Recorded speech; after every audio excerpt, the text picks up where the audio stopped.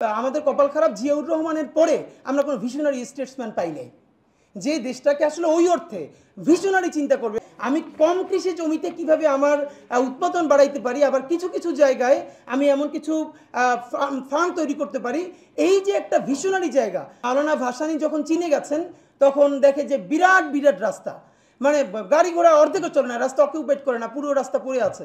তখন ধৈর্য জিজ্ঞেস করতেছে যে এই তোমরা এত টাকা নষ্ট করছো কেন, এইখানে এত বড় বড় রাস্তা বানাইছো, গাড়ি ঘোড়া চলে না।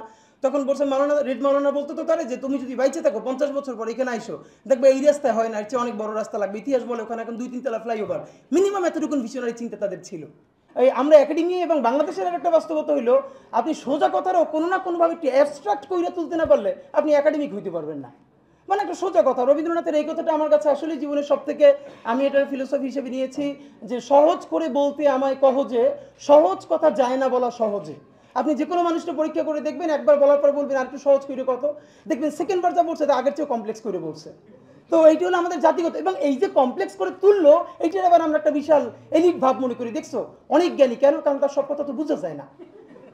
এর মানে একজনের সব কথা আপনি বুঝতে ফেললে তাইলে ঠিক আছে, কিন্তু অত জ্ঞানী না। আর যার কথা অনেক অ্যাবস্ট্রাক্ট আউলা ঝাউলা জ্ঞানী মানুষ, কারণ তার সব কথা বুঝি না। তো আমাদের যেটা মূলত, আমি একটু দু একটা জায়গায় একটু বলতে চাই যে কিছুদিন আগে যুগান্তরের একটা রাউন্ড টেবিলে ছিলাম, ওখানে বিজিএমইর প্রধান ছিলেন, তারপরে এফডিসিসি আর ওনারা অনেকে ছিলেন। যেমন ওখান থেকে যেটুকুনো বোঝা, আমরা যেই পলিসিতে আছি সম্ভবত 15 থেকে 20 বছর পর বাংলাদেশের গার্মেন্টস মার্কেটটা এরকম আসলে থাকবে না, গার্মেন্ট অন্যদিকে শিফট হয়ে যেতে পারে। যেমন আমরা গার্মেন্টস এক্সপার্ট করেছিলাম কেন, পৃথিবীর সব থেকে সস্তা শ্রম।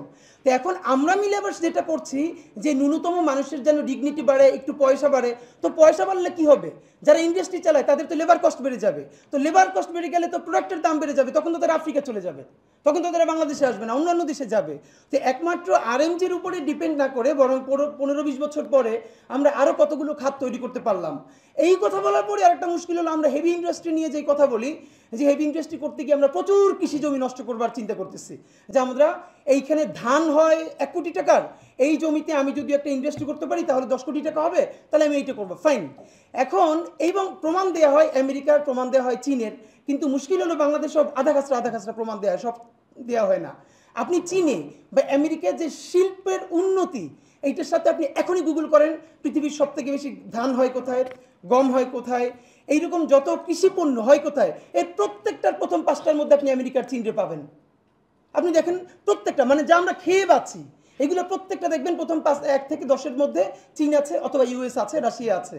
এখন বাংলাদেশের মুশকিল হলো, আমি যদি ওই জমিগুলো সব নষ্ট করে আমি আবার কি করলাম, যে আমি ইন্ডাস্ট্রি করলাম, তারপরে তো আবার কি হবে, আমার তো আমদানি নির্ভরতা বেড়ে যাবে, আমি ওই সব টাকা খরচ করে বিদেশ থেকে আবার খাবার কিনে আনা লাগবে। For more updates, follow us on Facebook, subscribe our YouTube channel, get the latest update on www.daily-sun.com.